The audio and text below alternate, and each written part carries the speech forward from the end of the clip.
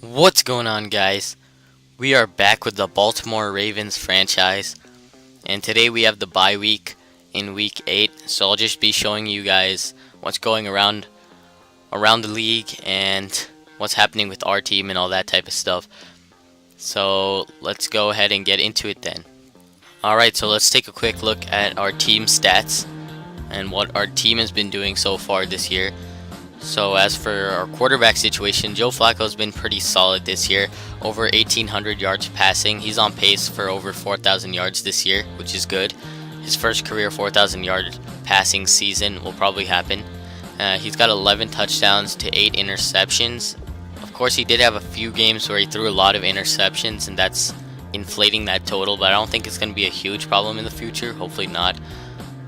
His completion percentage is okay. He's been pretty solid. He's been good enough for us to get wins, but you'd hope for him to play a little better to propel us to that next level. So in the running game, we have Terrence West and Kenneth Dixon taking most of the carries. West has been pretty solid. He's actually, I think, 5th in the NFL in rushing yards. We'll check back on that. He's been pretty solid running the football, but he's really had no room to run the past 2 weeks. The run blocking up front has been not so good for Terrence West. He's not found any room. Kenneth Dixon struggled at the beginning of this year, but he's starting to pick it up. Had a big run last game, if you guys saw that, against the New York Jets. He busted out a huge run right there for like 75 yards, I believe. Yeah, it was 75 yards, and he got his first career touchdown, which is cool. He's starting to pick it up. Alright, so we check out the receivers. Dennis Pitta leading us receiving wise. He's been really good for us in his comeback year. 44 catches this season with 519 yards and a couple touchdowns. He's been great for us when we needed him to. Flacco's go-to target all season long. He's been great. Mike Wallace has been a solid deep threat for us. He's averaging 15.3 yards per catch, which is solid. 412 yards on 27 grabs and 3 touchdowns. He's been pretty solid, I have to say. He's been a surprise for everyone. Kamar Aiken with 20 catches, which is pretty surprising. He's playing mostly out of the slot this year, and starting in, I believe, week 5 or something like that, he began to split reps with Brashad Perriman, who we will talk about in a little bit, but Aiken's been pretty solid. Steve Smith with only 17 catches, but 407 yards on 17 catches, nearly 24 yards per grab, which is pretty incredible. He is catching a lot of passes for deep bombs, which is pretty cool. He definitely has the most rack on our team. He had 205 yards after the catch and 3 touchdowns. That's tied for the most on our team. Brashad Perriman, who started to make catches now, he's having a really solid start to the year. 7 catches, 166 yards, and a touchdown. He also had a big touchdown earlier this year, 75 yards. So he's been solid. And yeah. So as for the offensive line, they've given up a lot of pressure at points this year, and at other points they've been really good at giving Joe Flacco time in the pocket, but sometimes they've just struggled, and that is becoming a problem now. They've been good in run blocking. They were good in the beginning of the season, but now they're starting to trail off, and it's really affecting Terrence West's numbers, and that is not a good thing. I'm looking at this guy right here, Marshall Yonda, to pick up his game. He needs to be that leader that's going to help us in the running game, because he's probably the best offensive guard in football. Ronnie Stanley's been pretty solid in his rookie year, allowing 4 sacks, which isn't bad. He's allowed consistent pressure though, and we need to see him improve on that, but he's been okay. Rick Wagner, 5 sacks allowed, and I don't like the way Rick Wagner is playing. He's on a contract year. He might be out. Defensively, I have to say CJ Mosley has been incredible this year. He's been the best player on our defense all season long. He's been so good. He leads our team in tackles. I think he may even lead the league in tackles. I'm not 100% sure. We'll check back on that. But 81 tackles, 14 tackles for loss, and 2 interceptions. He's also leading our team in tackles for loss and interceptions, which is incredible. He has been really, really good this year. He may even be leading us in pass deflection. Yes, he is. Man, this guy, he has just been so good this year. So I have to say, CJ Mosley probably has been our best player this year on the defensive side of the football. I think he is a candidate for Defensive Player of the Year. He should be, at least. He's been really good. So let's take a look at the other tackles for loss. Terrell Suggs has been a very good defender for us too.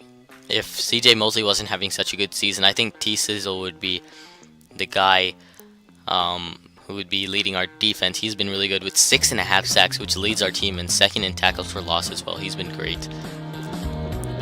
If we go back to tackles, you see Zachary Orr, who's been very solid this year. Undrafted rookie free agent, or not rookie, excuse me, former undrafted free agent.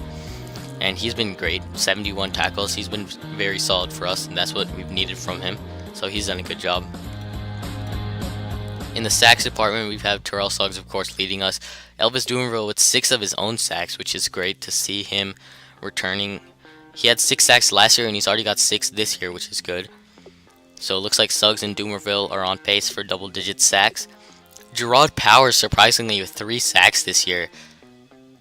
We've sent him on a lot of nickel blitzes, and he's been a very good blitzer for us, so expect him to be blitzing a lot more as the season goes along. Lawrence Guy with 2.5 sacks. He's started to pick up his game in recent weeks. He's been really solid for us in recent weeks. Eric Weddle with 1.5 sacks. So we have 4.5 sacks from defensive backs, which is pretty solid. So Matt Judon, the rookie, 1.5 sacks. He's been out there for mostly running downs to set the edge, but he's been solid on creating pressure on play actions and stuff like that, but he's been fine. Brandon Williams, not much of a pass rusher. He's more of a run stopper, but he still has 1.5 sack. And yeah, Timmy Jernigan, we need more sacks out of him. He only has 1 sack this year. I'm hoping he can get some more, but yeah, let's take a look at the interception totals. CJ Mosley and Tavon Young leading us with 2. CJ Mosley, we've already talked about how good he's been. Tavon Young, another rookie who's been very solid for us, man, in coverage. Just 5'9", and he's playing outside corner, and he has been very good. 2 interceptions here to start the year. He has been great at taking the ball away. We saw him take a ball away from Brandon Marshall, I believe. Yes, he took a interception from, and now he has 2 interceptions on the year. Solid rookie season for him. I have high expectations for him in the future. I think he's going to be a great player. So if we move on to kicking, we have Justin Tucker, and he's struggled a little bit this year. 16 for 19. He's missed 3 field goals, only 1 extra point missed, but I think most of it's been my fault for, just botching a few kicks, but he's been fine. He got a big contract. He's going to be just fine. Sam Cook's been pretty solid this year. He's been a solid punter for us. 8 punts inside the 20. I like that. That's pretty good. And yeah, that's what we want to see from him. He's been great. Kick returning. Devin Hester's been okay. He hasn't been great. We might be thinking about switching to Michael Campanaro full time here. I don't know if Devin Hester has a spot on this team anymore. We'll have to think about that later down the stretch. Punt return department, Devin Hester has been pretty solid, 11.8 yards per return. That's pretty good actually, so I think he'll be staying at punt return, but I'm not sure about kick return. Alright, so let's take a quick look at the league stats. Okay, so we're at the league stats here, and as you can see, Tom Brady is running away with this. He's primed to win MVP. 24 touchdowns to 1 interception through 7 games this year. That is incredible. 24 touchdowns in 7 games and only 1 interception. 71% completion percentage, over 335 yards per game. Tom Brady, wow, this is just incredible. What a year Tom Brady is having. So don't be surprised if he runs away with that MVP. Andy Dalton having a solid throwing year as well. He's been solid. We're going to have to face up against him later on this year. He is a division rival. Ryan Tannehill having a breakout season, so to speak, as he is 3rd in NFL passing yards, 14 touchdowns and 4 picks. That's pretty solid. And we also have Joe Flacco at 4th place, and we already talked about him, and we have more guys down here. See the interception leaders. Flacco leading the NFL in interceptions right now. Quarterbacks have been pretty mistake-free this year for the most part. If Fitzpatrick played every single game, he'd probably have the most interceptions. He's already got 6 on the year, and he's barely played. Look at the downs played here. He's only played 158 downs compared to the rest of these guys who played like 400, nearly 500 downs and stuff like that. So, yeah, that is not good for Ryan Fitzpatrick, excuse me, and this will probably be his last year as a New York Jet, that's for sure. Alright, so running the football, we have Devontae Freeman leading the NFL in rushing yards with 614. Le'Veon Bell coming right after him. And DeMarco Murray. Frank Gore surprisingly in the top 5 here. And to round out the top 5, we have Terrence West. And he has 528 yards on the ground, a couple TDs. Yeah, he was 5th in the NFL in rushing yards, and he is starting to lose some reps to Kenneth Dixon. I don't know if West is going to maintain this positioning. He started the season really well, but he started to trail off at this point. So we'll have to take a look at his stats and all that stuff as we go along. So if we keep looking at, here's the receiving stats. We have Danny Amendola, who has 566 yards. Only 566 yards, but he has 55 catches, which is really, really good. And Dennis Pitta actually 3rd in the NFL in receptions with 44. He has been really good for us this year, as I've said multiple times. And if we look at yardage, oh my goodness. AJ Green is destroying everybody else. 802 yards. That is over 200 yards more than second place, which is Anquan Bolden. What the? That is weird. Anquan Bolden. We haven't heard a lot from him lately. And Golden Tate right after him. So it looks like the Lions are having a good season. It looks like Matthew Stafford might be tossing a lot of yardage over there. Dennis Pitta also, I believe this is in the top 10. 1, 2, 3, 4, 5, 6, 7, 8, 9. Yeah, he's in the top 10. So that is cool. Dennis Pitta having a really good season. I like that. Blocking wise, look at sacks. Greg Robinson has not been good this year, allowing 19 sacks through 7 games. That is not a stat line to be proud of at all. And our rookie Ronnie Stanley allowing only 4 through 7, so that's pretty solid compared to the rest of these guys. So we go to tackles, and it is CJ Mosley leading the NFL in tackles, and Zachary Orr 2nd in the NFL. So both our linebackers are 1st and 2nd in tackles this year. For tackles for loss, it is CJ Mosley leading the NFL. Sacks, Calais Campbell with 12.5 already. He's having a really good year. Jason Pierre-Paul and Khalil Mack with 10 sacks apiece. Interceptions wise, we have Carl Joseph with 4 interceptions for himself. He's having a solid year. He's a rookie, so I think he's going to be winning Rookie of the Year this year. Logan Ryan with 4 picks. So that's all cool. Justin Tucker with the most kicks made so far this year. I believe most kicks attempted, yes. So Justin Tucker, he's struggled a little bit this year, but he's been solid down the stretch, and that's what we need from him. Punting wise, take a look at the total yardage, and Sam Cook is somewhere near the bottom. Sam Cook's average really dipped after that one blocked punt that he had, so I don't really take much consideration for those numbers. Okay, so kick returning, let's take a look at the total yards. Yeah, see, Devin Hester not anywhere near the top here. He is somewhere near the bottom, which isn't good. He doesn't have a touchdown this year as well, which we want him to have a touchdown. That's what we brought him in for, so he could be a cut candidate this year. We'll see. So we have CJ Spiller at the punt return. He's averaging the most punt return yards, or excuse me, yardage. And we take a look at the average return yards, and Devin Hester is somewhere near the top, so he's been solid at punt returning. It's just that his kick returning hasn't been adequate. Total yardage, Hester 3rd. That's cool. Okay, so if we take a look at the division standings, here's the AFC North, and we have 3 teams tied for first place here. Bengals, Steelers, Ravens, and the Browns aren't very far behind either at 3 and 4. So the division is once again extremely competitive this year, as we have all 4 teams with 3 or more wins, which is very solid. And the Ravens, we actually had a solid lead heading into a couple of weeks ago, I believe, We were 4-1, and then we just blew it with 2 losses to 2 teams that had losing records at that point. So the Ravens need to pick it back up here. But we've been great at home. We do not have a single loss at home, but we have not been good on the road. 3 losses on the road compared to just 1 win.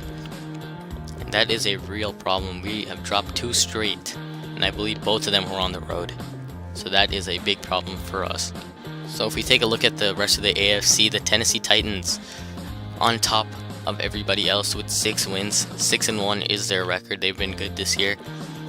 Jaguars, Chargers, Patriots, Bengals, Ravens, and I don't think we have a playoff spot here. The Jaguars would be in the wild card because the Titans.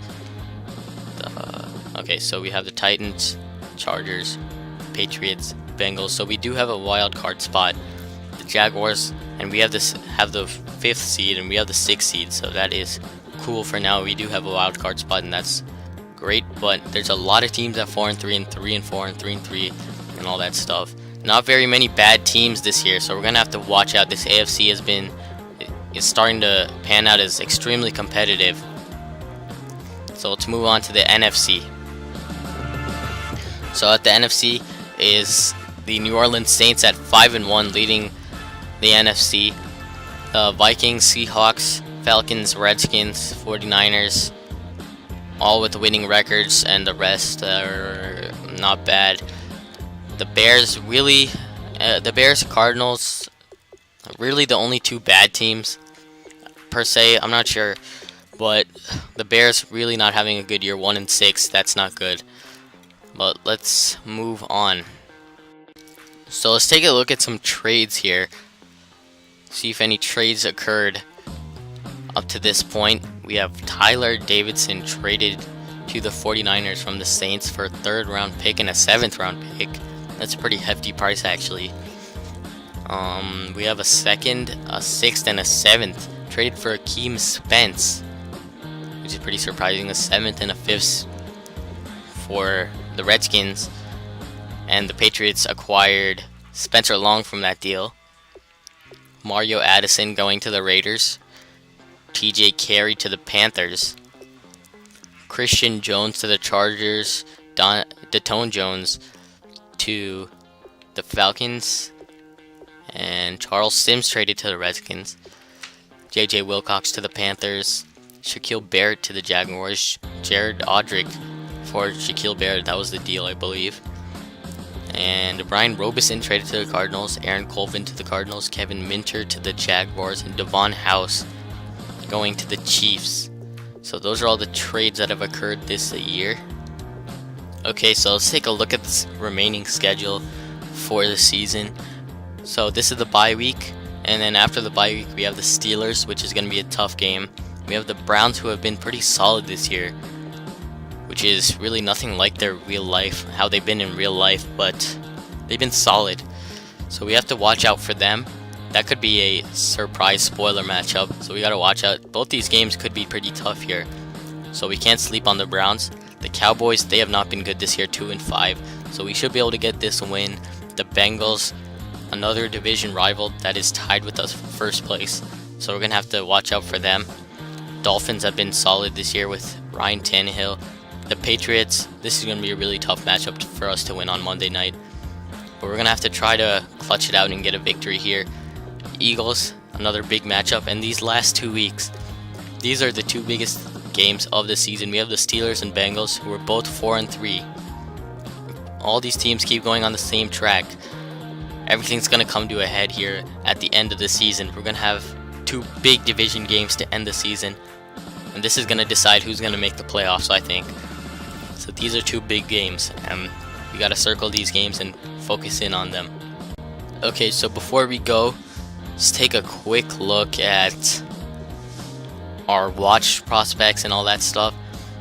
So first we have a left tackle, Reggie Michael. He's really good at pass blocking, and this guy is really solid, but I don't think we'll be taking him. He's an early 1st rounder, and we already drafted Ronnie Stanley in the last draft. There's no chance we're taking Reggie Michael. So Taiwan Sutherland, Another solid player, but once again, really no chance. He's an early first rounder, and I don't think we're going to drop that far in the draft. I really like this kid, Raquel Minter, and if he drops to us, we may look into taking him. He looks pretty solid. It could replace Steve Smith. We're looking for a replacement for Steve Smith here, and he could be it. We have Wesley Dexter, another guy who could possibly replace Steve Smith, but I'm not sure.